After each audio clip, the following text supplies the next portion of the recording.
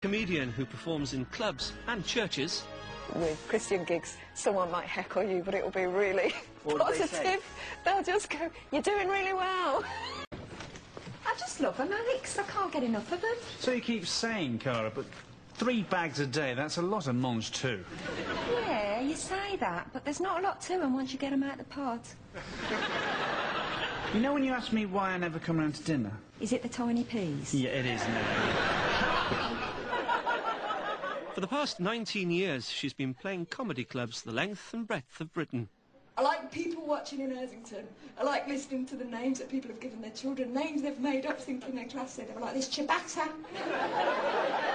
But at the same time, as Jo became a comedienne, she also became a Christian. She now plays Christian gigs and festivals, as well as secular ones. So what happens when you walk on stage? Do you say, "Hi, I'm a Christian, everyone"? OK, no, I don't, because I think that would be alienating. And to be honest, it's not really relevant, because if it comes out, if there's some material that it's relevant to, they'll find out. But I do a whole routine about reading your Bible on a packed train and how that's the way to get a seat. That's the way to get 3 seats and a table. It's a King James Bible, just slap that out. I had a whole conversation on the train where a woman, a very sort of slightly drunken businesswoman, saw me reading a Bible, and she started talking about it like this, you know, and asked me if I was dying. And was that why I was reading it, you know? But so I do that story, but I won't necessarily say that I'm a Christian, but it might be there. If they want to think that, that's great. If they want to ask me about that, that's fine. Who's been here since last week? Who's heckling me already? No, never heckle, ever again, on an empty head. Because I gig a lot, I often will find a church in the city that I'm gigging in. You must have been to so many churches, I was about to say. A lot of churches, Elliot. But it's quite interesting arriving in a city and going, where shall I go to church? I don't know anyone.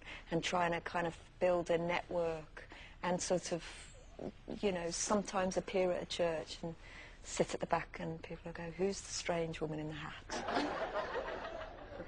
Yeah, I'll have a smell of that. That's my new perfume, that is. Jamie bought me that, my boyfriend. It's ever so expensive. It's called Tester. There's a big church in Kensington called Kensington Temple, and they had a lot of people in the arts, and they started a group called the Media Arts Group, which had lots of actors, writers, you know, dancers, and I just used to go along there, and people would pray. If you were in the arts, pray for you. And Pray for you in what way? They just pray for work. Prayer has been a really important source of strength, and having people pray with me and for me, particularly people who are in the arts, who I can be real with and go, last night I did a gig and I was slaughtered, and I feel so bad that I don't even want to leave the house, let alone get on stage. And to have people kind of identify with that and to be able to pray with you, I literally need that strength that comes from having a faith.